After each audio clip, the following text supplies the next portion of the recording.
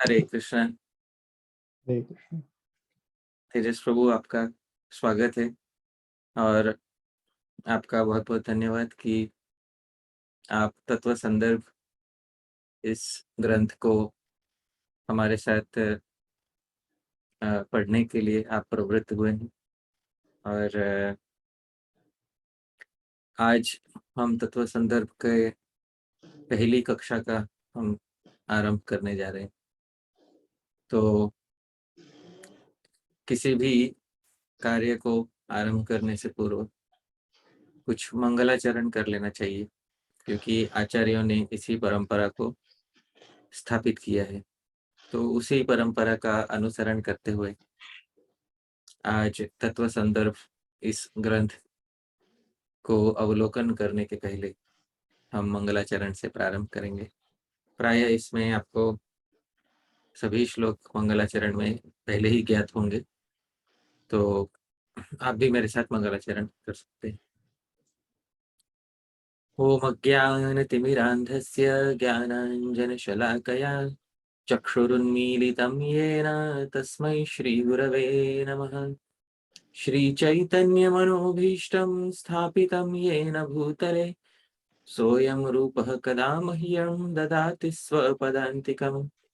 वन्देऽहं श्रीगुरोः श्रीयुतपदकमलं श्रीगुरून् वैष्णवांश्च श्रीरूपं साग्रजातं सहगण रघुनाथान्वितं तं सजीवं साद्वैतं सावधूतं परिजनसहितं कृष्णचैतन्यदेवं श्रीराधा कृष्णपादान् सहगणललिता श्रीविशाखान्वितांश्च नमः। ॐ विष्णुपादाय कृष्णप्रेष्ठाय भूतले श्रीमते भक्तिवेदान्त स्वामिन्निति नामिने नमस्ते सारस्वते देवे गौरवाणी प्रचारिणे निर्विशेष शून्यवादी पाश्चात्यदेशतारिणे नमो महावदान्याय कृष्णप्रेमप्रदायते कृष्णाय कृष्णचैतन्य नाम्ने गौरत्विषे नमः।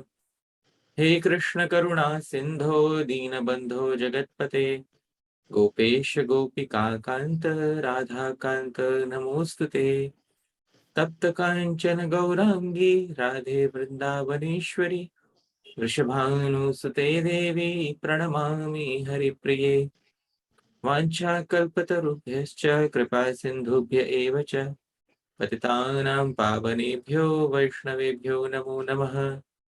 जय श्री कृष्ण चैतन्य प्रभु नित्यानंद श्री अद्वैत गदाधर श्रीवासादि गौर भक्त वृंद। हरे कृष्ण कृष्ण कृष्ण हरे हरे, हरे राम राम राम हरे हरे। श्रील प्रभुपाद की जय, श्रील जीव गोस्वामी प्रभुपाद की जय। हरे कृष्ण। तो आज हम तत्व संदर्भ इस ग्रंथ का आरंभ करने जा रहे हैं। अब हमें नहीं पता हम कितना इस ग्रंथ को पूर्ण कर पाएंगे, पर यथासंभव हम प्रयास करेंगे कि इस ग्रंथ की हम पूर्ति कर सकें। अब हमने मंगलाचरण भी कर लिया है, तो मंगलाचरण करने के बाद हम यही आशा करते हैं कि ग्रंथ की परिसमाप्ति यानी परिपूर्ण समाप्ति में जो भी विघ्न हो, उन विघ्नों का नाश हो। तो सबसे पहले हमें ये जानना चाहिए कि ग्रंथ का नाम क्या है और ग्रंथ के नाम का अर्थ क्या है और ग्रंथ में क्या विषय प्रतिपादित है।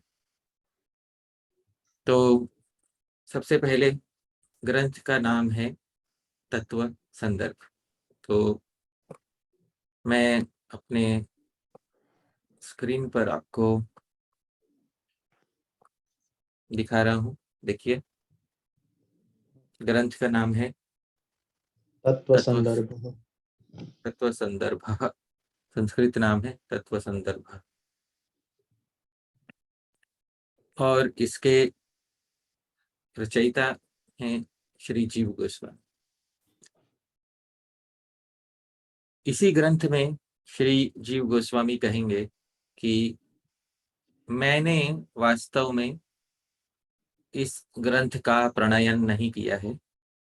इस ग्रंथ का वास्तविक श्रेय जो है वह दाक्षिणात्य भट्ट, अब दाक्षिणात्य भट्ट इस नाम से इंगित कर रहे हैं श्री गोपाल भट्ट गोस्वामी को। तो दाक्षिणात्य भट्ट, इन्हें इसका श्रेय जाता है। देखिए, कोई भी जो वैष्णव है वह इतना अच्छे स्वभाव का होता है कि यदि किसी ग्रंथ का प्रणयन, ग्रंथ छोड़ दीजिए, किसी श्लोक का प्रणयन यदि उसने नहीं किया है, तो जिसने किया है उसका श्रेय वो उसे दे देता है।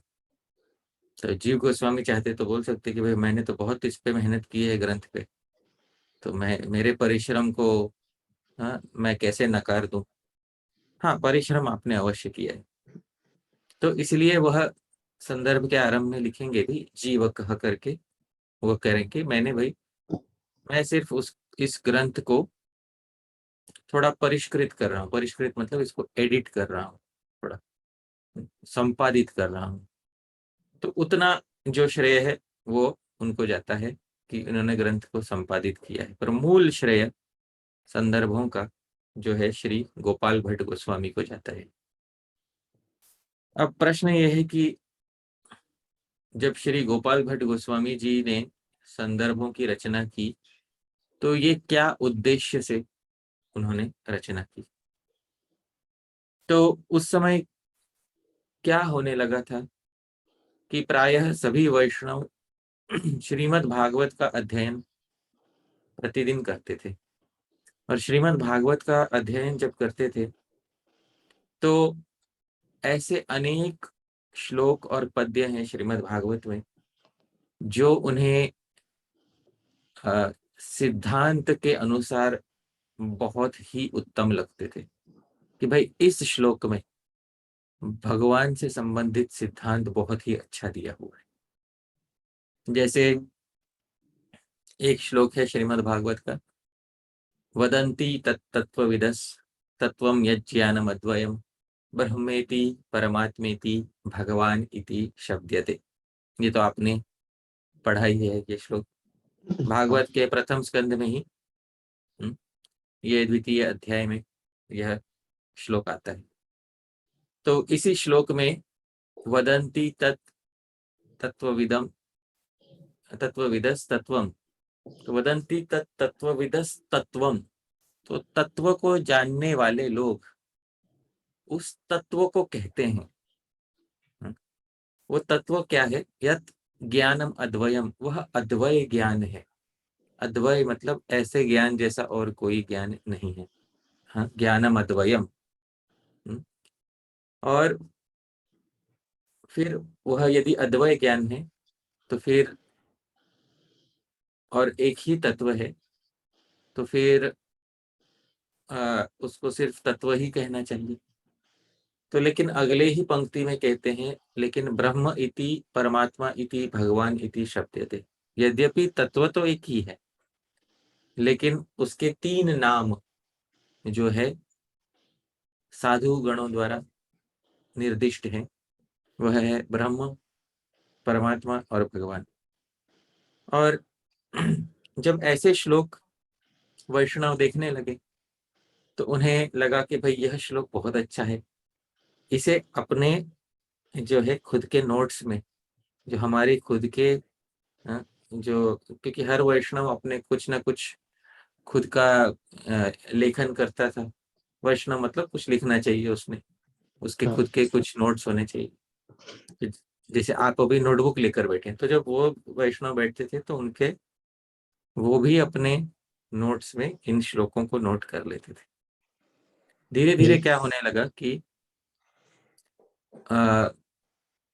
श्लोकों का वर्गीकरण होने लगा, कैटेगराइजेशन, वर्गीकरण होने लगा कि भाई यह श्लोक तो भगवान की महिमा, भगवान के गुणों के विषय में कह रहा है, तो ये भगवत संबंधी श्लोक है। कौन सा संबंधी श्लोक है ये? भगवत संबंधी। भगवत संबंधी श्लोक है। अरे यह श्लोक तो ब्रह्म की व्याख्या कर रहा है, तो यह ब्रह्म संबंधी है। अरे यह श्लोक तो परमात्मा की व्याख्या कर रहा है, तो यह परमात्मा संबंधी है। उसी तरह से यह श्लोक तो सीधा कृष्ण संबंधी है, भगवान में भी सीधा कृष्ण संबंधी है। तो जैसे एते चांश कलह पुंसः कृष्णस्तु भगवान स्वयं, तो ये साधारण भगवत संबंधी श्लोक नहीं है, यह तो साक्षात कृष्ण संबंधी श्लोक है। तो फिर कुछ श्लोक भक्ति संबंधी दिखने लगे कि भाई यह श्लोक तो भक्ति संबंधी है। जैसे अकामः सर्व कामो वा मोक्ष काम उदारधि। हाँ, अगला क्या पंक्ति है? तीव्रेण भक्ति योगेन हाँ, तीव्रेण यजेत। भक्ति योगेन यजेत पुरुष। तो ये तो भक्ति संबंधी है कि हाँ हाँ नहीं? बिल्कुल। तो वैसे ही और फिर कुछ श्लोक ऐसे दिखने लगे जो प्रीति संबंधी है, भगवान जो प्रयोजन है वैष्णवों का भगवत प्रेम उस संबंधित है। पर जब आप श्रीमद् भागवत का अवलोकन करते हैं क्रम से, जब आप क्रम से जाते हैं, पहले स्कंध के पहले अध्याय के पहले श्लोक से आरंभ करके 12वें स्कंध की परिसमाप्ति तक जब आप क्रम से जाते हैं, तो क्रम से जाने पर आपको ये जो सारे श्लोक हैं ये अलग अलग वर्गों के मिलेंगे। ऐसा नहीं है कि भाई पहले 2 स्कंदों में सिर्फ भगवत तत्व के श्लोक हैं और तृतीय चतुर्थ पंचम स्कंद में परमात्मा संबंधी, ऐसा नहीं है। सभी स्कंदों में सभी विषय के जो श्लोक हैं वह सर्वत्र प्रसारित है, सर्वत्र आपको मिलेंगे। तो ये तो क्रम से जाने पर क्या होता है कि मनुष्य को या वैष्णव को थोड़ा कष्ट करना पड़ता है अलग अलग विषयों को वर्गीकरण करने में। तो क्यों ना हम एक कार्य करें, हम ही वर्गीकरण कर देते हैं। और श्रीमद् भागवत में जो सिद्धांत संबंधी श्लोक हैं, कुछ कुछ श्लोक ऐसे हैं जो सीधा कथा कह रहे हैं। जैसे हाँ, ययाति महाराज की कथा, या फिर आप कह सकते हैं अजामिल की कथा कि अजामिल ये कर रहा था, अजामिल वो कर रहा था। तो ये तो कथा संबंधी है, ये तो इतिहास बता रहे हैं। पर बहुत सारे श्लोक तो ऐसे हैं जो कि सिद्धांत वाक्य हैं, है कि नहीं?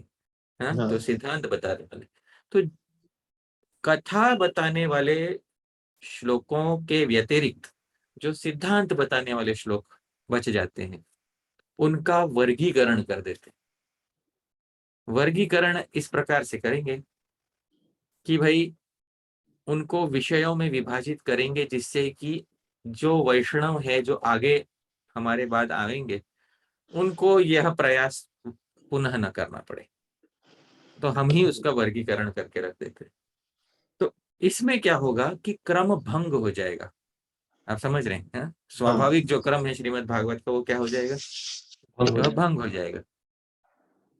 देखिए यही कार्य व्याकरण के क्षेत्र में भी हुआ था। व्याकरण के क्षेत्र में जो सर्वप्रथम आचार्य हैं हमारे लिए वह है श्री पाणिनि, जिन्होंने अष्टाध्यायी की रचना की थी। अब हाँ अष्टाध्यायी में विषय बहुत सारे हैं। जैसे मान लीजिए एक विषय है संधि। सभी संधि ऐसा नहीं है कि संधि के सारे सूत्र एक ही स्थान पर हैं। सर्वत्र अष्टाध्यायी में जो है, हाँ, कुछ तो आपको छठे अध्याय में मिल जाएंगे, कुछ 8वें अध्याय में मिल जाएंगे, कुछ परिभाषाएं आपको प्रथम अध्याय में मिल जाएंगी। तो ये सब जगह फैले हुए हैं ये। हाँ, तो लेकिन जब तक आप अष्टाध्यायी को एक बार पूरा नहीं कर लेते तब तक आपके मन में संशय बना रहेगा कि भाई चल क्या रहा है कि नहीं? जब आप एक बार देख हाँ लोगे आपके मन में पूरा का पूरा वो बैठ जाएगा, उसका चित्र बैठ जाएगा कि भाई क्या कौन सा सूत्र क्या कार्य करता है, तब जाके आप पूर्ण रूप से संशयों से दूर हो जाएंगे, आपके संशय जो है मिट जाएंगे। तो बाद के व्याकरण के आचार्यों ने सोचा क्यों ना एक काम करें, पाणिनि के सूत्रों का ही वर्गीकरण कर देते हैं। हाँ, और उसको नाम दिया गया प्रक्रिया। प्रक्रिया मतलब भैया अंत में करना क्या है, पाणिनि के सूत्रों को पढ़ के शब्द ही तो बनाने हैं ना, नए शब्द बनाने हाँ हैं और पुराने शब्दों को समझना है। अंत में क्या करना है व्याकरण में, यही तो करना है ना। हाँ तो भैया ऐसा करते हैं कि शब्द को बनाने के लिए जो जो सूत्र हैं, मतलब अलग अलग विषय के जो सूत्र हैं अलग अलग विषयों में वर्गीकरण कर देते हैं। तो यही काम प्रक्रिया ग्रंथों में हुआ।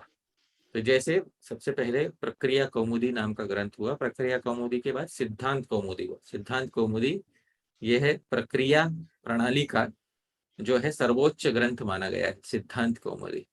और उसी सिद्धांत कौमुदी का लघु संस्करण है लघु सिद्धांत कौमुदी, है कि नहीं। हाँ, तो हाँ अभी सिद्धांत कौमुदी में क्या है, सबसे पहले संज्ञाएं सिखा देते हैं सारे कि भाई व्याकरण में क्या क्या संज्ञाएं हैं। हाँ, और इत क्या होता है, लोप क्या होता है, हाँ, वृद्धि क्या होती है, गुण क्या होता है, ये सब सिखा देते हैं। उसके बाद संधि प्रकरण शुरू होता है। संधि प्रकरण में सारे संधि संबंधी सूत्र आ जाते हैं, ये बात है। हाँ? तो क्या है इसमें, अष्टाध्यायी का क्रम बचा रहा या अष्टाध्यायी का क्रम भंग हो गया? भंग हो गया। भंग हो गया। आप समझ रहे हैं।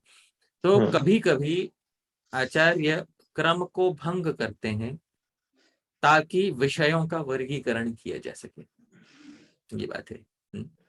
विषयों का वर्गीकरण हो सके इसके लिए क्रम को भंग करना आवश्यक है।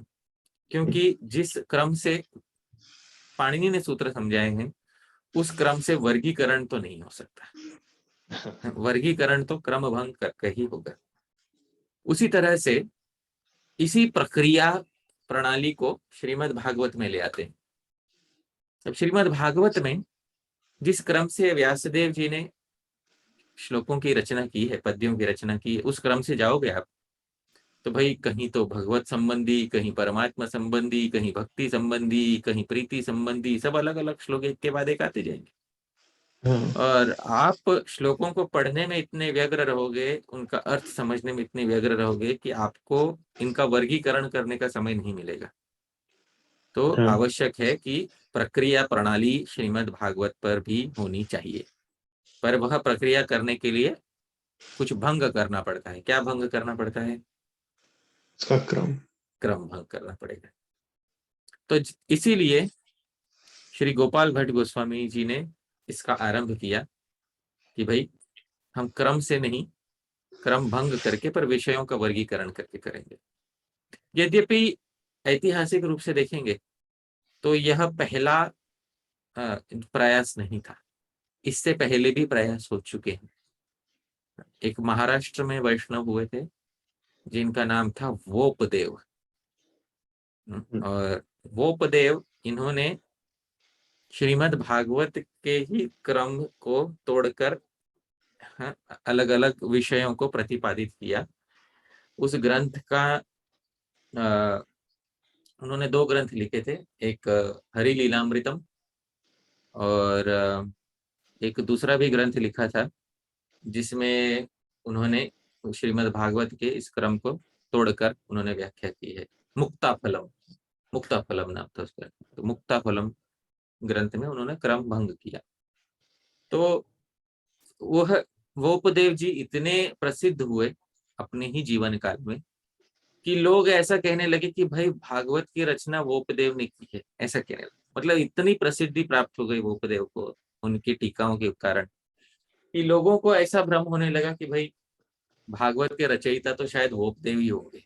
ऐसा बाद में भी यह भ्रम बहुत आगे प्रचलित हुआ, जबकि भागवत के रचयिता वोपदेव नहीं है। भागवत के रचयिता हैं व्यासदेव। वोपदेव जी ने तो बस उस पर बहुत उत्कृष्ट टीका लिखी है। पर वोपदेव भी निर्विशेषवाद को अधिक मानते थे, यह बात है। जबकि गौड़ीय वैष्णव आचार्य निर्विशेषवाद को भक्ति के प्रतिकूल मानते। अतएव यह आवश्यक था कि जो पहले के आचार्यों ने जिस प्रकार क्रम भंग करके विषयों का वर्गीकरण किया है उसी प्रकार से किया जाए, किंतु इस बार निर्विशेष को प्रधानता न देकर जो है श्री भगवान को प्रधानता देकर भगवान की भक्ति को उजागर किया जाए, जिससे कि भगवत प्रीति का जो हमारा लक्ष्य है उसको हम सभी भक्तों के हृदय में स्थापित कर सकें। ये बात है। तो इसी के कारण रचना हुई संदर्भ ग्रंथों की। अब ये संदर्भ नाम श्री गोपाल भट्ट गोस्वामी जी ने दिया या इसका नाम श्री जीव गोस्वामी जी ने दिया, यह हम नहीं जानते। पर इतना आज हमारे सामने इसका जो स्वरूप आता है वह श्री जीव गोस्वामी जी के द्वारा परिष्कृत, संपादित, एडिटेड जिसको हम कहते हैं, वह स्वरूप है। तो श्री जीव गोस्वामी जी के पास श्री गोपाल भट्ट गोस्वामी जी के नोट्स थे और श्री जीव गोस्वामी जी स्वयं ही कहेंगे कि इनमें से कुछ नोट्स थे, इनमें से कुछ जो नोट्स थे वो अच्छे क्रम में थे, कुछ नोट्स का क्रम ही बिगड़ गया था और कुछ जो नोट्स खंडित हो गए थे, मतलब लुप्त हो गए थे जब तक उनके पास आए तब तक।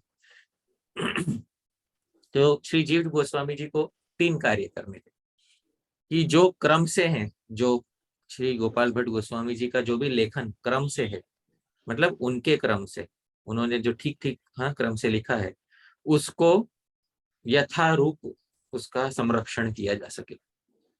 जिसका क्रम भंग हो गया है, मतलब क्रम भंग मतलब गोपाल भट्ट गोस्वामी जी के ही लेखन में कुछ भगवत संबंधी परमात्मा संबंधी में आ गया या परमात्मा संबंधी भगवत जिसका क्रम भंग हो गया है, उसको सही जगह पर रख दिया जाए। और जो नष्ट हो गया लेखन, उसको पुनर्उज्जीवन प्रदान करके जो है लिखना है। तो ये 3 कार्य करने का श्रेय जाता है श्री जीव गोस्वामी प्रभुपाद जी को। तो यह ग्रंथ वास्तव में 2 वैष्णवों की कृति है, मूल रूप से श्री गोपाल भट्ट गोस्वामी और संपादन कार्य तथा उज्जीवन कार्य श्री जीव गोस्वामी जी के द्वारा। ठीक है। अब बात यह है कि जब क्रम भंग हो गया तो कोई आरोप लगा सकता है, जैसे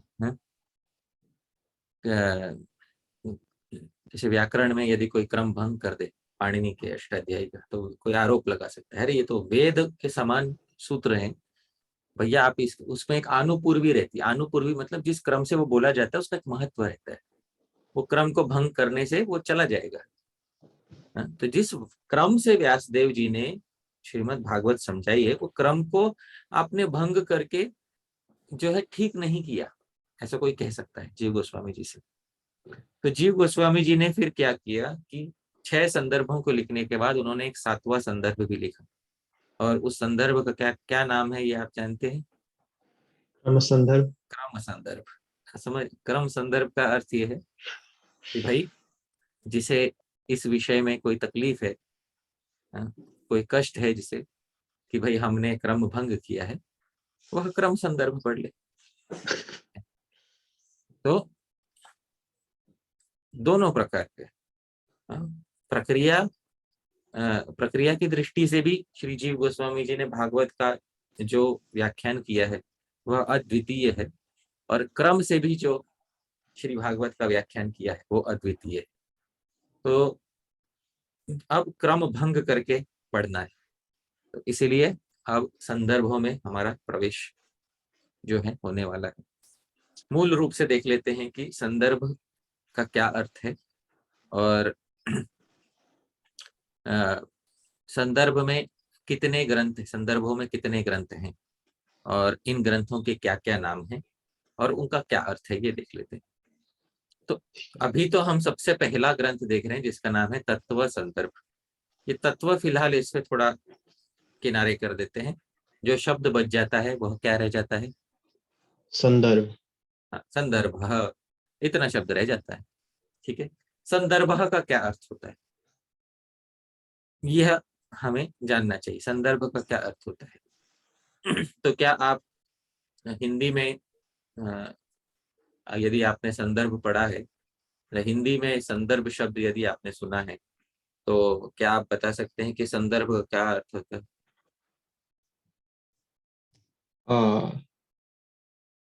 मुझे हिंदी में कभी कभी कहते हैं ना, मैंने इस संदर्भ में ये कहा।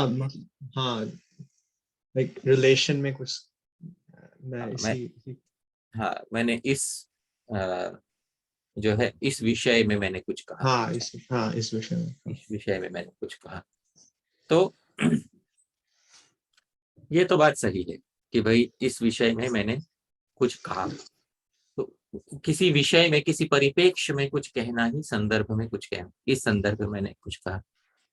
पर ये तो साधारण हिंदी अर्थ है, यहाँ पर संदर्भ का वह अर्थ नहीं है। तो संदर्भ का एक योग अर्थ है और एक रूढ़ि अर्थ है। योग अर्थ क्या होता है और रूढ़ि अर्थ क्या होता है, तो ये मैं आपको बताऊंगा। योग अर्थ क्या है, रूढ़ि अर्थ क्या है। यह श्री बलदेव विद्याभूषण जी ने जो है सबसे पहले योग अर्थ ही बताया है। तो योग अर्थ कहाँ बताया है, वह इसी संदर्भ के जो 7वां श्लोक है, 7वां श्लोक हम यहाँ पर देखेंगे। उसी 7वें में जो है उन्होंने संदर्भ का अर्थ बताया है। ये देखिए, ये जो 7वां श्लोक है तो बाद में पढ़ेंगे ही हम, टीका में हम देख लेते हैं। ये देखिए, ये आप पढ़ सकते हैं। श्री भागवतम, श्री भागवतम संदृभ्यते ग्रथ्यते अत्रेति हलश्च इति अधिकारणे घञ अधिकरणे, अधिकरणे घाय। ठीक है, ये व्याकरण की दृष्टि से बता रहे हैं। तो क्या कह रहे हैं यहाँ पे श्री बलदेव विद्याभूषण जी कि भाई एक धातु होती है, तो मैं सरल कर देता हूँ। व्याकरण में एक धातु होती है, सभी शब्द धातु से ही बनते हैं व्याकरण में। तो एक धातु है व्याकरण में, ये धातु देखिए, ये दिख रहा है आपको, द्रिभी ग्रंथ है, ठीक है, द्रिभी।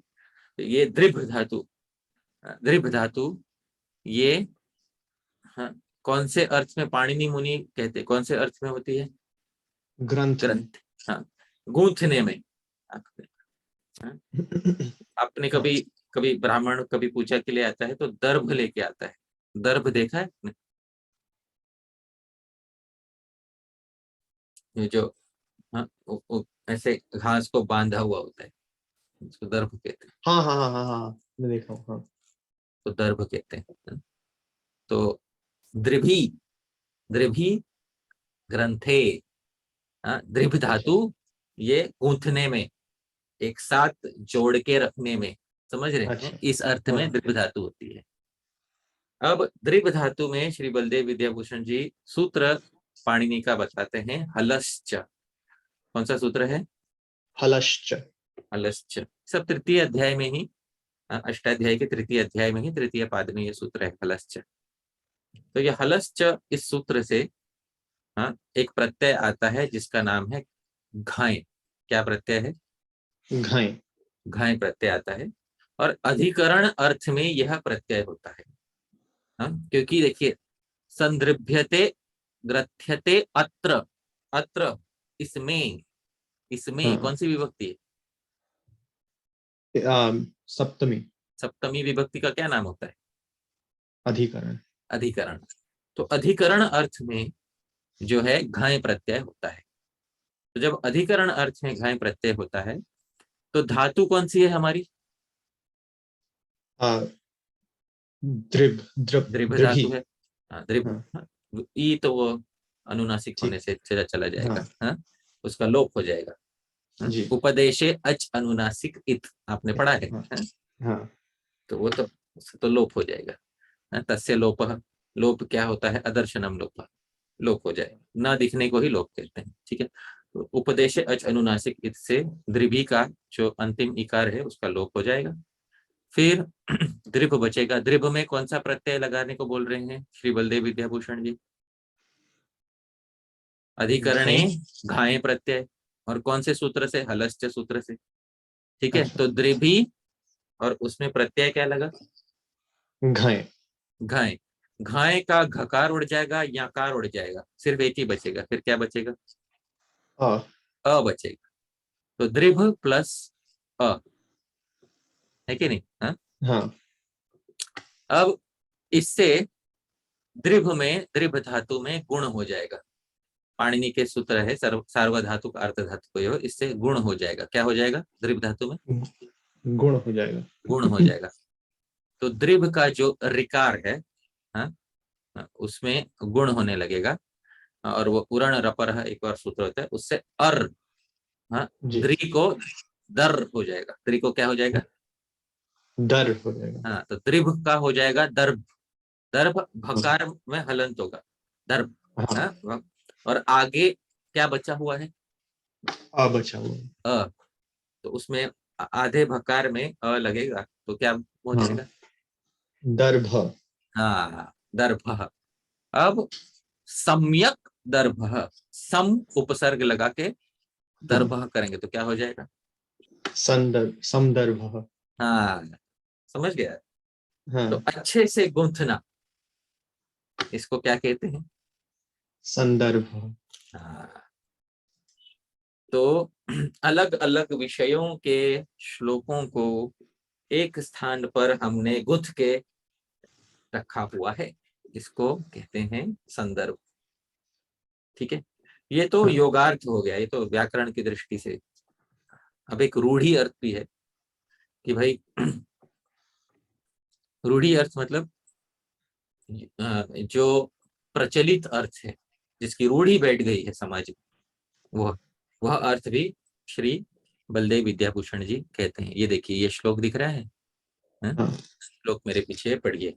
गूढ़ार्थस्य प्रकाशम च गूढ़ार्थस्य प्रकाशम च तारोक्ति श्रेष्ठता तथा सारोक्तिः श्रेष्ठता तथा नानार्थवत्वं वेद्यत्वं नानार्थवत्वं वेद्यत्वं संदर्भः कथ्यते बुधैः।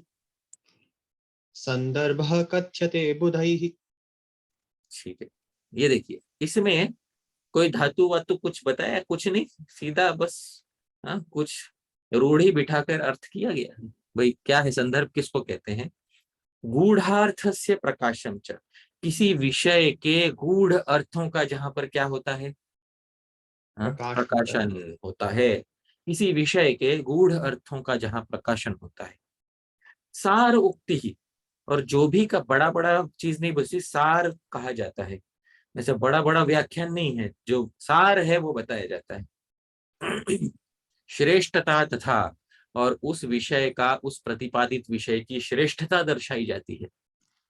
हाँ? जैसे बोले कृष्ण संदर्भ, तो कृष्ण की श्रेष्ठता उसमें बताई जाए, आप समझ रहे हैं? हाँ? भक्ति हाँ। संदर्भ, तो भक्ति की श्रेष्ठता उसमें बताई जाए। तो श्रेष्ठता तथा नानार्थवत्वम, और जिसमें उसी विषय के अलग अलग अर्थों को प्रकाशित किया जाए।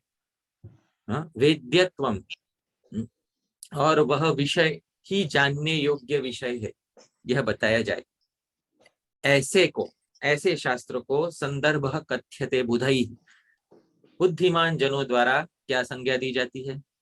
संदर्भ। संदर्भ यह संज्ञा दी जाती है। अतिशय सरल व्याख्या। गूढ़ार्थस्य प्रकाशम च, जहाँ गूढ़ अर्थों का प्रकाशन होता है, जहाँ सारोक्ति, जो भी उक्तियां होती हैं सिर्फ सार होती हैं। हाँ, कोई बड़ा चढ़ा के अपना ही, अपनी विद्वत्ता दिखाने के लिए नहीं, जो सार है शास्त्र का वो बताया जाता है। श्रेष्ठता तथा प्रतिपादित विषय की श्रेष्ठता जहां पर दर्शाई जाती है।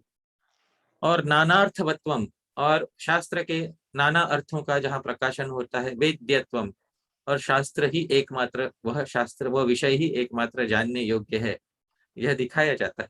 उसी को बुद्धिमान जनों द्वारा क्या संज्ञा दी जाती है उस शास्त्र को? संदर्भ। तो ये रूढ़ी अर्थ हो गया, आप समझ रहे हैं। एक है योग अर्थ, जी। जो धातु प्रत्यय के मिलन से जो अर्थ निकला वह योग अर्थ कहलाता है। क्या अर्थ कहलाता है भाई? योग अर्थ। हाँ, और जो इस प्रकार का दूसरा अर्थ जो समाज में रूढ़ हो चुका है, उसको रूढ़ी अर्थ कहते हैं। अब रूढ़ी अर्थ और योग अर्थ में कौन सा अर्थ अधिक अधिक प्रबल है? हाँ, तो रूढ़िर योगम अपहरती, वह रूढ़ी योग का हरण कर लेती है, यह न्याय है। तो रूढ़ी अर्थ अच्छा। हमेशा ऊपर होता है। जैसे जैसे लोक में भी देखा जाता है। लोक में एक बहुत उदाहरण मैं बार बार देता हूँ, जैसे अंग्रेजी में एक शब्द आता है जिसका नाम है मोबाइल। अब वो मोबाइल, यदि इस मूल शब्द को देखें, मूल शब्द को 1950, 1950, 1960 के दशक में भी यह शब्द था मोबाइल। 1950, 1960 के दशक में मोबाइल शब्द का क्या अर्थ था? जो घूम सके, चल सके। हाँ, जो घूम सके चल सके, इसको मोबाइल के। बहुत सही कहा आपने, है कि नहीं? ये तो उसका मूल अर्थ था, उस शब्द का जो है मूल अर्थ था। अब जब से 2000 यह साल हुआ है, उसके आगे से समाज में ऐसे कुछ परिवर्तन हुए कि इस शब्द की रूढ़ी ही अलग बैठ गई। क्या रूढ़ी बैठ गई? मोबाइल का क्या अर्थ हो गया? फोन। हाँ, सेल फोन, यह अर्थ हो गया। अब हाँ, आज की तारीख में आप मोबाइल बोलोगे तो क्या किसी चलते फिरते गाड़ी को मोबाइल बोलते हैं या सेल फोन को मोबाइल बोलते हैं? सेल फोन को। तो रूढ़ी योगम अपहरति, जो रूढ़ी अर्थ है वह योग जी। अर्थ का अपहरण कर लेता है। हाँ, समझ रहे हैं? हाँ। कहने का अर्थ यह है कि समाज में सब सर्वाधिक प्रचलित होकर वह विराजमान हो जाता है। हाँ। तो ये बात, ये यहाँ पर है। तो ये आगे तो हम देखने ही वाले हैं। हाँ, मतलब आपको क्या है, संदर्भ का अर्थ टीकाकार के द्वारा प्रमाणित जो अर्थ है वह हमने बता हाँ। दिया है। ठीक है, तो अब ये संदर्भ शब्द का अर्थ हो गया। अब बात यह है कि संदर्भ शब्द तो हो गया। अब दूसरा है कि ये संदर्भ कुल कितने हैं और क्या क्या विषय इनमें प्रतिपादित। तो मूल रूप से संदर्भ 6 हैं। 7वां बाद में लिखा गया, लेकिन मूल रूप से संदर्भ 6 हैं। अब यह 6 संदर्भ कौन कौन से हैं? तो सबसे पहले संदर्भ का नाम तो हम अभी देख ही चुके हैं। क्या नाम है सबसे पहले संदर्भ का? तत्व संदर्भ। तत्व संदर्भ। तो ये नाम हमारे सामने है, तत्व संदर्भ। इसको आप लिख लीजिए।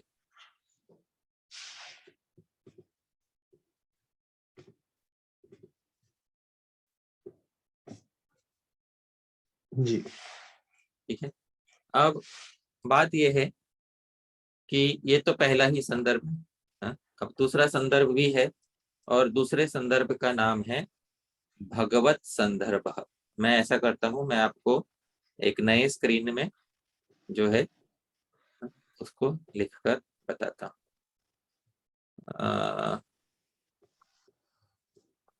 ये देखिए, ये दूसरे संदर्भ का नाम देखिए। पहले संदर्भ का नाम क्या है? तत्व संदर्भ। तत्व संदर्भ।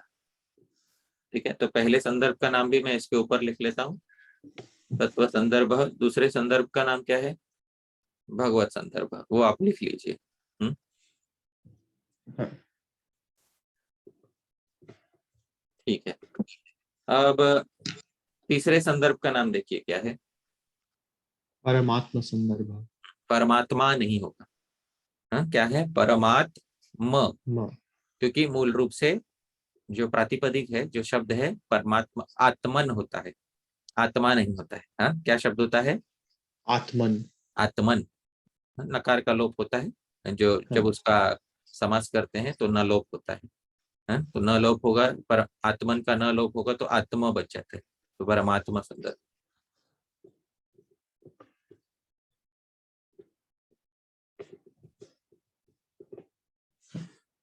ठीक है, फिर चतुर्थ संदर्भ का नाम देखिए क्या है? कृष्ण संदर्भ। वह लिख लीजिए।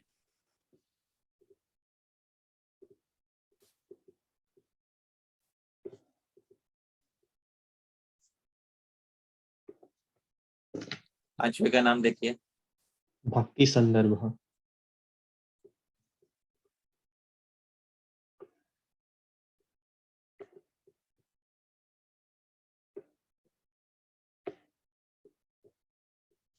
और अंतिम क्या है?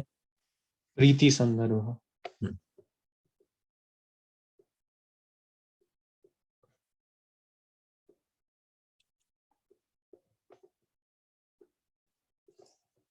ठीक है। अब बात यह है कि ये सब समास है। ये भगवत भी संदर्भ से जुड़ा हुआ है, एक ही शब्द है, सब समास है सब। हाँ? तत्व अच्छा। संदर्भ, भगवत संदर्भ, परमात्मा संदर्भ, कृष्ण संदर्भ, भक्ति संदर्भ, प्रीति, और इसी क्रम से हाँ संदर्भ लिखे गए हैं। तो सबसे पहले संदर्भ का नाम है तत्व संदर्भ। यानी अब तत्व क्या है ये हमको समझना। तत्व मतलब क्या? तत्व संदर्भ में, संदर्भ तो हम समझ गए क्या है, तत्व मतलब क्या? तो तत्व मतलब जो एक श्लोक है श्रीमद् भागवत में, वदंती तत् तत्वविदस् तत्वम यत् ज्ञानम अद्वयम, जो परम तत्व है, इस सभी संसारों का जो परम तत्व है, उसका नाम नहीं दिया अभी तक। जो सभी संसारों का क्या है, सबसे परम तत्व। हाँ, तो तत्व जिसको कहते हैं, इंग्लिश में उसका रफ ट्रांसलेशन करते हैं एब्सोल्यूट ट्रूथ करते हैं। तो जो एब्सोल्यूट ट्रूथ है, परम सत्य जो है, सत्यम परम धीमहि, उस परम सत्य का हम ध्यान करते हैं। वो जो तत्व है, उस तत्व से संबंधित, उस तत्व से संबंधित जो संदर्भ है, उस तत्व को समझने के लिए जो संदर्भ है, उस तत्व को का प्रतिपादन करने के लिए जो संदर्भ है, उस संदर्भ का नाम क्या है? तत्व संदर्भ। तत्व संदर्भ। तो वो तत्व हमें जानना है, वो तत्व क्या है और उस तत्व को हम कैसे समझ सकते हैं, यह स्थापित करने वाला संदर्भ है। कौन सा संदर्भ? तत्व तत्व संदर्भ। संदर्भ।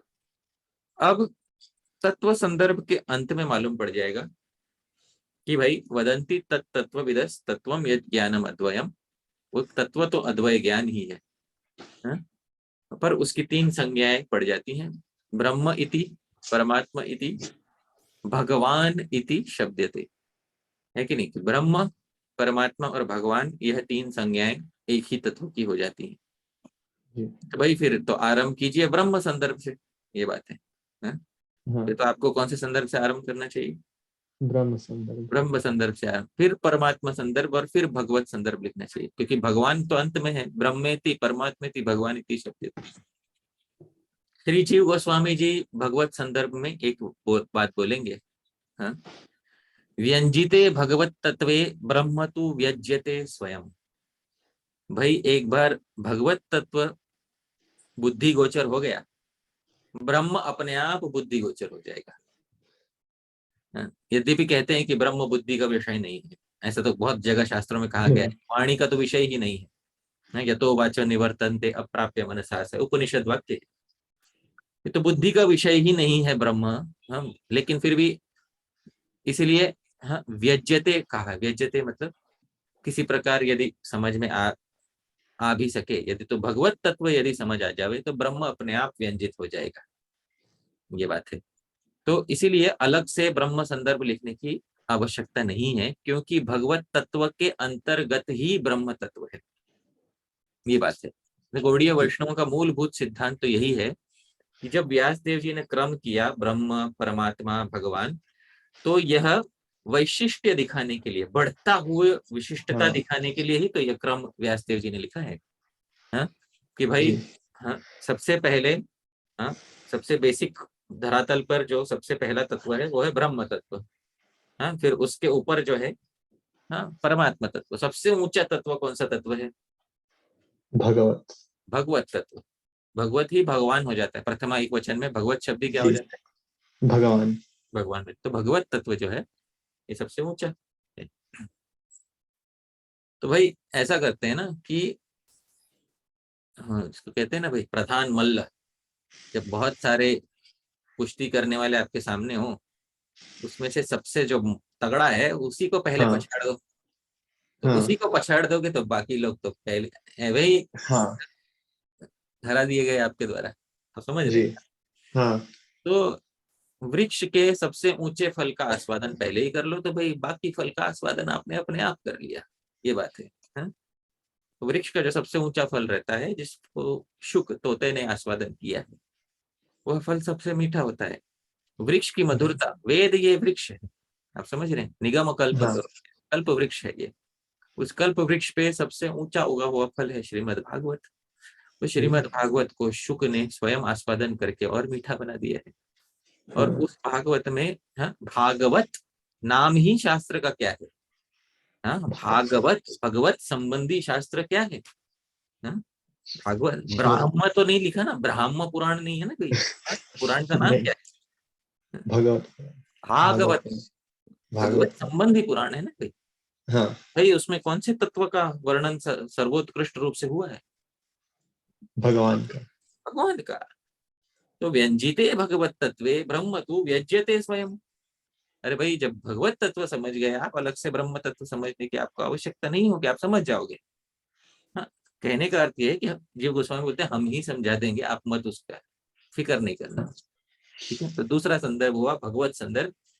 इसमें ब्रह्म परमात्मा भगवान ये जो वर्गीकरण किया गया श्रीमद् भागवत में ही, उस वर्गीकरण में से सबसे श्रेष्ठ जो तत्व है, हाँ, भगवत तत्व, वह इसमें समझाया जाएगा। तो भगवान क्या है, भगवान कौन है, भगवान, भगवत शब्द का अर्थ क्या है, हाँ, जी। भगवान शब्द का भी अर्थ है, विष्णु पुराण में अर्थ दिया हुआ है, वो सब वहां से आरंभ करके भगवान की हाँ, शक्ति क्या है, भगवान और उनकी शक्ति में क्या संबंध है, हाँ, और माया क्या है, हाँ, जीव क्या है, थोड़ा थोड़ा ये सब विषय बताए जाएंगे इस बीच में। तो ये भगवत संदर्भ अच्छा। हो, भगवान का धाम कैसा है, भगवान के गुण क्या है, वो सब बताए जाएंगे। तो भगवान से संबंधित जो भी सारे श्लोक हैं श्रीमद् भागवत में, उनको एक जगह पे गूंथ के संदर्भ बनाए गए थे। उस संदर्भ का नाम क्या है? भागवत सुंदर। गलत। भगवत, भगवत। हाँ, भगवत, भगवत सुंदर। आधी मात्रा भी गलत नहीं, भगवत संदर्भ। ठीक ठीक। है। हाँ। ठीक है, अब बात यह है कि चलो, भगवत तत्व समझ गया तो अपने आप ब्रह्म भी समझ गया, है कि नहीं? हाँ, लेकिन बीच में एक तत्व और बचा। कौन सा तत्व बचा? परमात्मा। परमात्मा बचा। क्या वो भी अपने आप हो गया, या उसको समझाने के लिए कुछ है श्रीमद् भागवत में? तो हाँ, उसके लिए एक छोटा सा, हाँ, संदर्भ और है। तो परमात्मा विषयी श्लोकों को एक साथ गूंथा गया है परमात्मा संदर्भ में। इसका आरंभ ये है कि भाई परमात्मा कौन है, और भौतिक जगत में तो होते ही हैं परमात्मा, आध्यात्मिक जगत में भी परमात्मा हृदय में रहते हैं। ऐसे यहाँ से आरंभ करके, हाँ, क्षेत्र क्षेत्रज्ञ जो है उसका भाव, जो भगवत गीता में क्षेत्र क्षेत्रज्ञ है, जी। हाँ, वो सब उसका विस्तार से वर्णन किया गया है। जीव क्या है, क्योंकि क्षेत्रज्ञ, हाँ, जीव भी तो क्षेत्रज्ञ बोला गया है, हाँ, तो हाँ। फिर क्षेत्रज्ञ कौन है, और फिर उसके बाद जीव के क्या गुण होते हैं, परमात्मा के क्या गुण होते हैं, जीव परमात्मा का जो है तुलनात्मक अध्ययन किया गया है, हाँ, उस प्रकार से परमात्मा संदर्भ में बताया गया है। अब ये सब तो हम समझ गए, वापस मूल विषय में लौटते हैं कि हमने भगवत संदर्भ, भगवत तत्व को जानना सबसे मुख्य था। अब भगवत तत्व में भी सारे भगवान सब एक ही श्रेणी में है, या भगवान भगवत तत्व में भी वर्गीकरण है? हाँ, इसको हम, वर्गीकरण है। वर्गीकरण है ना, तारतम्य है या साम्य है? तारतम्य है। तारतम्य है, साम्य नहीं है। तो जी। जब तारतम्य का विषय आता है, तो क्या ये तारतम्य व्यासदेव जी द्वारा ही किया गया है, या ये जीव गोस्वामी द्वारा बिठाया गया तारतम्य? नहीं, व्यास देव ने किया है। व्यासदेव जी ने ही तारतम्य किया है। तो जब व्यासदेव जी ने श्रीमद् भागवत में ही तारतम्य किया है कि एते चांश कला पुंसः कृष्ण कृष्णस्तु। तू भगवान स्वयं। तो जी। जब इस प्रकार का तारतम्य श्रीमद् भागवत में ही किया गया है, तो जो तारतम्य में सबसे ऊंचे आ जाते हैं श्री कृष्ण। तो भाई फिर इनको तो विशेष रूप से समझना पड़ेगा। और तारतम्य कोई बोले कि नहीं हम तो नहीं स्वीकार करते, हाँ, कृष्णस्तु भगवान स्वयं हम नहीं स्वीकार करते, एक काम करते हैं, जो कृष्णस्तु भगवान स्वयं जो है ना, उसमें हाँ। भगवान को हम, भगवान का अर्थ कर दे भगवान इक्वल टू नारायण, ऐसा कर देते, हाँ। नारायण, हाँ। तो हाँ। कृष्णस्तु भगवान स्वयं का अर्थ क्या हो जाएगा? कृष्णस्तु, किंतु कृष्ण, कृष्ण भगवान नारायण ही है। हाँ, फिर हो गया ना। ये ऐसा अर्थ क्यों नहीं करते आप, है ना? हाँ, हाँ। जब गौड़ीय वैष्णव कहते हैं कृष्णस्तु भगवान स्वयं, तो गौड़ीय वैष्णव का कहने का अर्थ यह है कि कृष्णस्तु परमम तत्वम, ये अर्थ है कि नहीं? हाँ, हाँ। तो कोई इसको ना स्वीकार करे तो भाई ऐसी बात नहीं है। बात यह है कि आप श्रीमद् भागवत में देखिए, भगवान के सभी जो रूप हैं उनमें से व्यासदेव जी ने सबसे अधिक वर्णन कौन से भगवान का रूप का किया है? श्री कृष्ण का। श्री कृष्ण का किया है। उससे भी तो सिद्ध होता है ना हाँ। कि व्यासदेव जी के मन में सभी भगवत स्वरूपों में से कौन से स्वरूप की प्रमुखता श्रीमद् भागवत में दिखाई देती है? कृष्ण की। हाँ, कि 90 अध्याय दिए ना, पूरे 90 अध्याय दशम स्कंद में दिया ना, उसमें भी जी श्रीमद् भागवत का जो प्राण माने जाते, पंच प्राण जो रास पंचाध्यायी मानी जाती है, ये भी उसी में है। हाँ। हाँ, गोपी गीत है, ये सब है, बल्कि आप ना सारी जो भगवत लीला जो है वह कृष्ण संबंधित दिखाई गई है। प्रभु, अगर कोई ये प्रश्न उठाए कि जैसे सुखदेव गोस्वामी नवम स्कंद में कहते हैं कि मैं भगवान राम के बारे में इतना नहीं विस्तार करूंगा क्योंकि आप परीक्षित महाराज को पता था रामायण। हम्म, तो अगर ये कोई प्रश्न उठावे तो ठीक है। उसका उत्तर क्या? हाँ, ठीक है, लेकिन बात यह है कि परीक्षित महाराज की स्वाभाविक प्रीति भगवान के किस स्वरूप में, परीक्षित महाराज का कुल संबंध भगवान के किस, हाँ, कृष्ण। रूप से, हाँ, तो फिर यही तो बात है। जी। तो उनका तो क्या कहते हैं, ब्लड रिलेशनशिप है तो, हाँ। हाँ? रक्त का उनका नाता है भगवान के साथ, हाँ? जी। तो ये तो, यदि भी भगवान में रक्त नहीं होता है, भगवान मतलब भगवान के शरीर में जो रक्त इत्यादि होते हैं वो सिर्फ माया प्रदर्शन के लिए होते हैं, जैसे, हाँ। लेकिन हाँ। कहने का अर्थ ये है कि भगवान के साथ संबंध है उनका, पारिवारिक संबंध है सीधा। हाँ। पारिवारिक संबंध जो है उनका है, तो इसलिए उनकी और उनके जो पूर्वज हैं पांडव हैं, हाँ, उनकी प्रीति सबसे अधिक किस में हुई थी? कृष्ण। तो वही तो जानना चाहते हैं परीक्षित महाराज, हाँ? हाँ। उसी को सुखदेव गोस्वामी, तो इसलिए अधिक विस्तार नहीं करेंगे भाई, क्योंकि, हाँ, दशम स्कंद के आरंभ में परीक्षित महाराज खुद सामने से बोलते हैं कि आपने सभी सभी राजाओं का वर्णन किया, सोमवंश और सूर्यवंश के राजाओं का वर्णन किया। अब, हाँ, मुझे श्री कृष्ण और बलराम इनके लीलाओं का वर्णन की, जब परीक्षित महाराज खुद कह बैठते हैं ये, हाँ, तो वहां पे टीकाकार बोलते हैं, हरिसूरी जी कहते हैं कि भाई परीक्षित महाराज को मन में संशय होने लगा था कि अब ये वापस से किसी और अवतार का हाँ, गुणानुवाद न करने लग जाए, और ये हो जाएगा तो मेरा जो मुख्य प्रयोजन है, मेरे पास ज्यादा दिन नहीं बाकी है अभी, मेरा जो मुख्य प्रयोजन है वो मेरा पीछे रह जाएगा, तो मुझे ही, हाँ, नवम स्कंद को अंत मुझे ही करना पड़ेगा। दशम स्कंद हाँ। का आरंभ किसके वाक्य से हुआ है? परीक्षित महाराज। परीक्षित महाराज के वाक्य से हुआ है। तो कृष्ण लीला को कहने का, हाँ, जो उपक्रम है, आरंभ है, ये परीक्षित महाराज के श्रीमुख से इन्होंने खुद करवा कर लिया है, ये बात है। हाँ। तो कि इच्छा किसकी है मतलब, है? परीक्षित महाराज की। हाँ, ये बात है, ठीक है। तो ये कृष्ण संदर्भ इस विषय में, तो कृष्ण संबंधित जो सारे सिद्धांत वाक्य हैं, मुख्य मुख्य सिद्धांत वाक्य कृष्ण संदर्भ में लिए गए हैं। चलो, कृष्ण को जान तो लिया, अब जान के क्या सिर्फ जानना ही रह जाएगा, बस एक सर्टिफिकेट मिल जाएगा फिर तो बस, है कि भाई आपने कृष्ण को जान लिया, हो गया, है? कृष्ण आपके दिमाग के बक्से के अंदर आकर बैठ गए, समझ रहे हैं? तो सिर्फ जानना नहीं है भगवान को, हाँ, जानने के बाद भी कुछ करना है। तो सिर्फ जानना जहां तक है, यहाँ तक ये जो पहले चार संदर्भ हैं, यह संबंध तत्व बताते हैं। क्या बताते हैं? संबंध तत्व। ना, तीन होते हैं ना, संबंध, अभिधेय और प्रयोजन। प्रयोग। तो संबंध मतलब वस्तु क्या है, विषय वस्तु क्या है, उसका, उसको कैसे उसको जाना कैसे जाए, हाँ, यहाँ तक भाई जो है, जिससे हमारा और विषय, हमारे और विषय वस्तु में किसी प्रकार का, हाँ, संबंध है, हो जाए। क्या संबंध हो जाएगा? कृष्ण संदर्भ के बाद आपका क्या संबंध हो जाएगा कि ज्ञाता और ज्ञात, ये संबंध हो जाएगा। आप हो जाओगे ज्ञाता और कृष्ण क्या हो जाएंगे? ज्ञात। ज्ञात। हाँ, आप हो जाओगे जानने वाले और कृष्ण हो जाएंगे जानने योग्य विषय, समझ रहे हैं? जी। ये संबंध आपका हो जाएगा, हाँ, ज्ञाता ज्ञात संबंध हो जाएगा आपका, हाँ। लेकिन अब सिर्फ इतने संबंध मात्र से नहीं चलेगा, संबंध के बाद क्या आता है? अभिधेय। अभिधेय, हाँ, अभिधेय अर्थात कि भाई कुछ क्रिया करनी है ना, हाँ, जी। जानने के बाद, हाँ, तो क्रिया क्या करनी है, कौन सी क्रिया करनी है भाई कृष्ण से संबंधित? अभिधेय। कौन सी क्रिया मैंने हाईलाइट किया है स्क्रीन पे, कौन सी क्रिया करनी है? भक्ति भक्ति। भक्ति करनी है। तो भक्ति को जानने के लिए भी कुछ एक संदर्भ बनाया गया है, जिसमें श्रीमद् भागवत में ही जो भक्ति संबंधित पद्य हैं उनको एक साथ गुथ के रखा गया है। तो यह है भक्ति संदर्भ।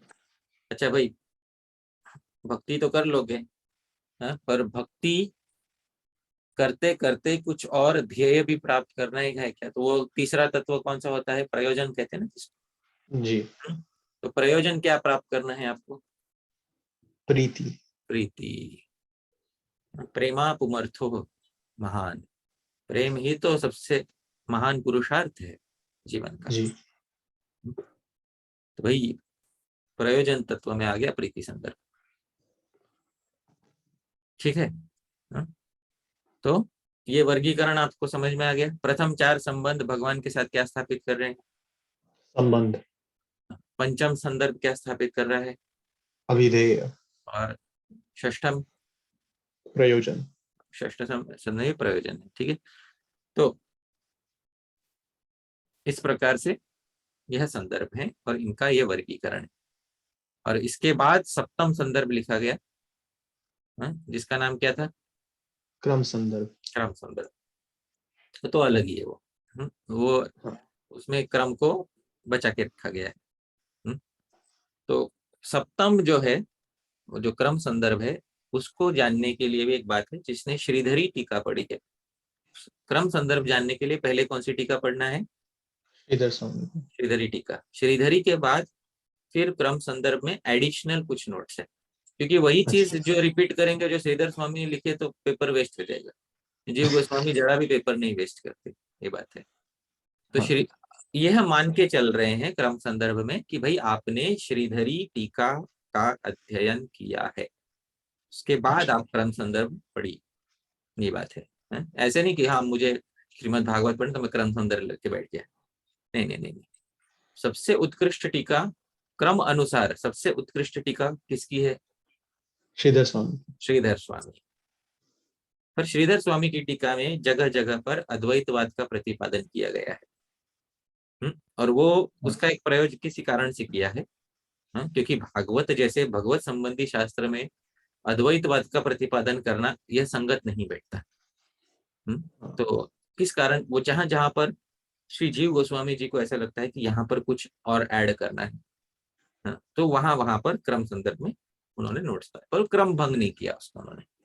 वो सप्तम संदर्भ क्रम संदर्भ। तो ये इस प्रकार से हमारे 6 संदर्भ हैं।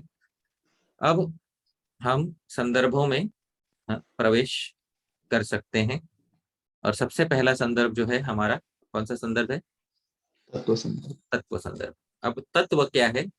ये तो तत्व मतलब यहाँ पे तत्व का अर्थ है कि भाई परम सत्य, जो जिसके खोज में हम आध्यात्मिक जीवन में लगे हुए हैं, वह परम सत्य ही क्या है? तत्व है। तत्व। तो उसको हमें देखना है। तो ये तत्व संदर्भ हम आज प्रारंभ करेंगे। तो ये जो संस्करण मैंने लिया है, ये एक संस्थान था, जीव सेवा संस्थान। इन्होंने तत्व संदर्भ श्री बलदेव विद्याभूषण जी की टीका के साथ छापा है। तो वही हमारे लिए उत्कृष्ट है, क्योंकि हमें यही चाहिए, मूल और संस्कृत, एक अच्छी संस्कृत टीका, तो यही हमें जी। चाहिए। तो हाँ, एक और विषय मैंने बताना रह गया, षट संदर्भ नामक। अब ये जो 6 संदर्भ हैं, इन 6 की मिला के क्या संज्ञा होती है? श्री भागवत संदर्भ। भागवत संदर्भ। देखिए संदर्भों में दूसरा संदर्भ का नाम क्या है? भगवत संदर्भ। भागवत संदर्भ। पर यह 6 के 6 जब एक साथ ले लिए जाते हैं, तो ये 6 कौन से शास्त्र के विषय में कह रहे हैं? श्रीमद् भागवतम। तो इन 6 का एक संयुक्त नाम है, वह नाम है श्री भागवत संदर्भ। तो इसमें कंफ्यूज नहीं होना है कि भागवत संदर्भ क्या है और भगवत संदर्भ क्या है। अच्छा। भागवत छहों का एक साथ, हाँ, जो नाम है संयुक्त नाम है भागवत संदर्भ, हाँ और जब अलग अलग बोलते हैं तो जो दूसरे का नाम है वो है भगवत संदर्भ। ये बात है, ठीक है। तो ये ही, जी। हाँ, इतना समझ लें। तो श्री कृष्णो जयति, आरंभ में मंगलवाची श्री शब्द, जिससे सबकी श्री बढ़े। श्री कृष्ण, राधा सहित कृष्ण, हाँ, जीतते हैं, राधा कृष्ण जीतते हैं। षट संदर्भ नामक श्री भागवत संदर्भ में, संदर्भ में प्रथम, सबसे प्रथम, कौन सा संदर्भ? तत्व, तत्व संदर्भ। तत्व संदर्भ, ठीक है। तत्व संदर्भ का आरंभ कर मंगलाचरण से। हाँ, मंगलाचरण श्रीमद् भागवत के ही 11वें स्कंद का 5वें अध्याय का 32वां श्लोक है, ठीक है। अब मेरे पीछे पीछे बोलिए। कृष्ण वर्णम त्विषा कृष्णम, कृष्णवर्णं त्वषा कृष्ण। सांगोपांगास्त्र पार्षदम, सांगोपांगास्त्र पार्षदम्। यज्ञै संकीर्तन प्रायैर, यज्ञैः संकीर्तन प्रायैर्। यजन्ति सुमेधसः। यजन्ति हि सुमेधसः। सो सीधा सीधा अर्थ है, बाद में टीका में तो अर्थ आएगा ही इसका, पहले मोटा मोटा अर्थ करना है श्लोक का। हाँ, सो ये तो भागवत से लिया हुआ ही पद्य है। अरे भाई ग्रंथकार जी, आप क्या खुद के पद्य नहीं रच सकते थे जो आपने, हाँ, भागवत से ही सीधा पद्य उठा के कॉपी पेस्ट कर दिया? हाँ? तो बात हाँ यह है, उसका एक भी एक प्रयोजन है। क्या प्रयोजन है वो बताया जाएगा। ऐसा नहीं है कि ग्रंथकार खुद के श्लोक रचना नहीं कर, ग्रंथकार ने तो खुद का व्याकरण बनाया है, खुद के श्लोक क्यों नहीं बना सकते? ग्रंथकार, हाँ, ग्रंथकार में बहुत प्रतिभा है, लेकिन एक विशेष प्रयोजन से श्रीमद् भागवत के श्लोक से मंगलाचरण आरंभ किया गया है। तो कृष्ण वर्णम, कृष्ण वर्णम, इसका एक अर्थ हम ले सकते हैं कि भाई कृष्ण ही जिनका वर्ण है, श्याम ही जिनका वर्ण है, यानी श्याम ही जिनकी छटा है। पर अगर ऐसा अर्थ ले लेंगे तो अगला शब्द असंगत हो जाएगा। त्विषा अकृष्णम, जिनकी कांति अकृष्ण है, मतलब जिनकी कांति गौर है, ये अर्थ ही अलग हो जाएगा। तो ये जी। कृष्ण वर्णम जो है इसका अर्थ अलग है। कृष्ण कृष्ण इति वर्णयति, है ऐसा, है? जीव गोस्वामी अर्थ करते हैं भागवत की टीका में। तो जो कृष्ण कृष्ण ऐसा वर्णन करते हैं वह क्या कहलाते अच्छा, हैं? कृष्णवर्णम। हाँ, कृष्ण वर्ण कहलाते हैं। फिर उसका द्वितीय विभक्ति एक वचन क्या हो जाता है? कृष्णवर्णम। वर्णम। हाँ, कृष्ण कृष्ण ऐसे वर्णन करने वाले व्यक्ति को, त्विषा अकृष्णम, जिनके अंग की कांति अकृष्ण है। कृष्ण का विपरीत होता है श्वेत या गौर। हाँ, ये बात जी। है।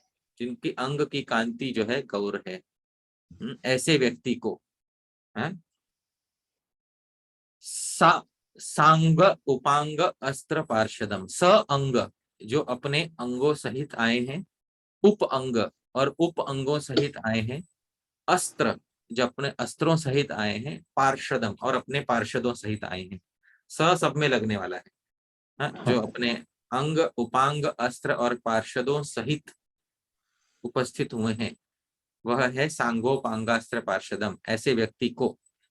हम्म तो कौन से किसी व्यक्ति की बात की जा रही है, वो व्यक्ति का सीधा सीधा नाम न लेके तीन विशेषण वहां पे रख दिए गए। कृष्ण वर्णम, हाँ जो कृष्ण कृष्ण वर्णन करते हैं। त्विषा कृष्णम, जिनके अंग की छटा गौर है। सांगोपांगास्त्र पार्षदम, जो अपने अंग उपांग अस्त्र और पार्षदों सहित आए हैं, ऐसे महान पुरुष को, हाँ, यज्ञ ही, यज्ञों के द्वारा, किसके द्वारा? यज्ञों के द्वारा। यज्ञों के द्वारा, किसी एक भक्ति के अंग से नहीं, अनेक अनेक अंगों द्वारा, अनेक अनेक भक्ति के अंगों द्वारा। अच्छा, यज्ञों में, हाँ, यज्ञों का कोई विशेषण है? हाँ, संकीर्तन प्रायैर, जिनमें प्रायैर मतलब मुख्य, जिनमें मुख्य कौन सा यज्ञ है? संकीर्तन यज्ञ। हाँ, संकीर्तन ही मुख्य है जिन यज्ञों में। तो ऐसे यज्ञ ही संकीर्तन प्रायैर, जो ऐसे यज्ञों के द्वारा जिसमें संकीर्तन ही मुख्य है।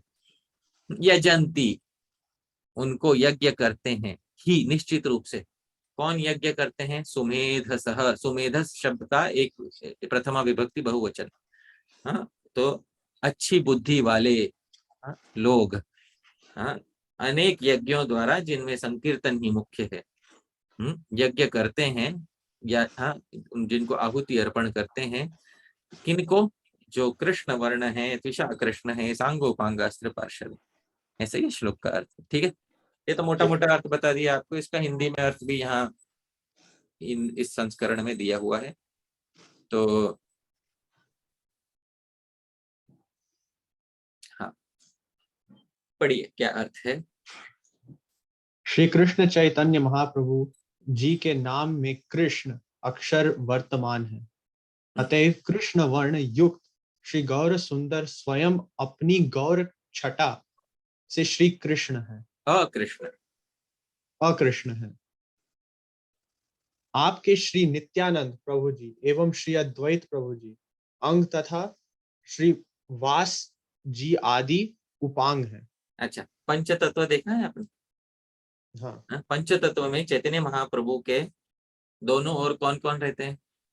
नित्यानंद प्रभु और अद्वैत प्रभु। तो ये अंग हो गए, आप समझ रहे हैं। जी, और उस अंग के निकट कौन रहते हैं? उन गदाधर पंडित और श्रीवास। हाँ, तो वो उपांग हो गए, आप समझ रहे हैं। स अंग जी, उपांग, आप समझ रहे हैं ये बात। जी। आगे। भगवान नाम रूपी अस्त्र हम्म, तथा श्री गोविंद श्री गदाधर जी प्रवृत्ति प्रवृत्ति मतलब जैसे, गदाधर जी जी जैसे। पार्षदों के सहित श्री हाँ, तो सचिन। अस्त्र पार्षदम, तो अस्त्र आपका हरिनाम हो गया और बाकी जो गौड़ीय वैष्णव है वो आपके पार्षद हो गए, है कि नहीं। जी, सहित। हाँ, सहित श्री सचिनंदन भगवान का कलयुग में सद बुद्धि संपन्न मनुष्य संकीर्तन प्रधान यज्ञों द्वारा भजन करते हैं। यजंती को इन्होंने भजंती अर्थ कर दिया है कि नहीं। हाँ, अच्छा, यजंती का क्या अर्थ किया है इन्होंने? भजंती। भजंती। ठीक है, कोई बात नहीं। हाँ, हाँ, भवर्तो ही धातव भवंती। भाई बहुत सारे, भवर्ता ही धातव भवंती, बहुत सारे अर्थ वाले धातु होते हैं। धातु का कोई एक अर्थ थोड़ा ही होता है। हाँ, जी, तो यज का अर्थ भज कर दिया, कोई बात नहीं। तो टीकाकार पर है ये। ठीक है। तो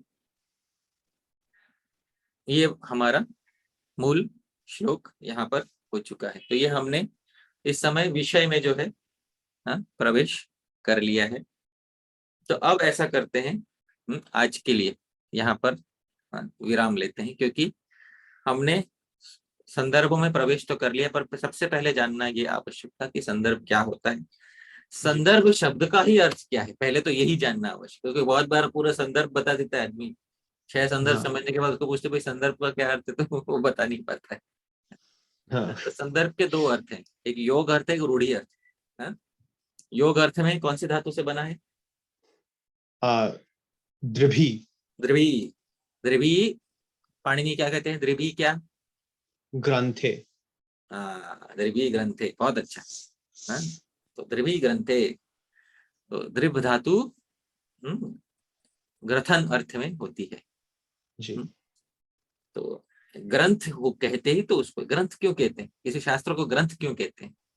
पहले के समय में, हाँ, हाँ, अगर सब पन्ने छुट्टे छुट्टे आपके घर में अलग अलग पड़े हो तो उसको ग्रंथ कहेंगे क्या? नहीं, नहीं, ग्रंथ कब कहते हैं? उसकी बाइंडिंग की जाती है तब ग्रंथ कहते हैं ना। हाँ? हाँ, तो bound pages are known as granth, है कि हाँ, नहीं। तो दीर्घ धातु भी उसी अर्थ में होती है, ग्रंथ के अर्थ में ही होती है। तो संदर्भ मतलब अच्छे से ग्रथित किया हुआ शास्त्र, बस। ये जी, योग अर्थ हुआ। रूढ़ी अर्थ अलग से बताया, गूढ़ार्थ हाँ, से प्रकाशम च सारोक्ति श्रेष्ठता तथा नानार्थवत्वम वेद्यत्वम संदर्भ कथ्यते बुधई। ये हाँ, कंठस्थ करना होगा, ठीक है। जी, तो वो आप कंठस्थ कर लीजिएगा। हाँ? ठीक है भैया। और अगली बार हम श्री बलदेव विद्याभूषण जी की जो टीका है, तत्व संदर्भ टीका, उसमें प्रवेश करेंगे। उसमें उनके भी मंगलाचरण है। हाँ? तो उसमें सबसे पहले श्री चैतन्य महाप्रभु और नित्यानंद प्रभु के मंगलाचरण है। फिर आनंद तीर्थ श्री मध्वाचार्य जी के लिए मंगलाचरण है। अच्छा, फिर श्री रूप सनातन जी के लिए मंगलाचरण है। फिर उसके बाद श्री जीव गोस्वामी के लिए एक मंगलाचरण है। फिर उसके बाद उन्होंने अपना प्रयोजन बताया कि मैं क्यों लिख रहा हूँ, टिप्पणी क्यों लिख रहा हूँ, मतलब अपनी टीका हाँ, क्यों लिख रहा हूँ। फिर फिर वहां से शुरू करते हैं।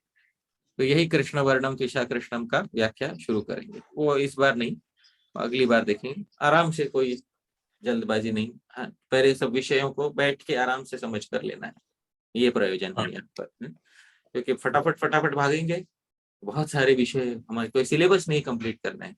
बात ये है, हाँ बात ये है कि जितना भी समझे उसको बहुत अच्छे से समझे और उसका संशय कोई न रहे उस विषय में।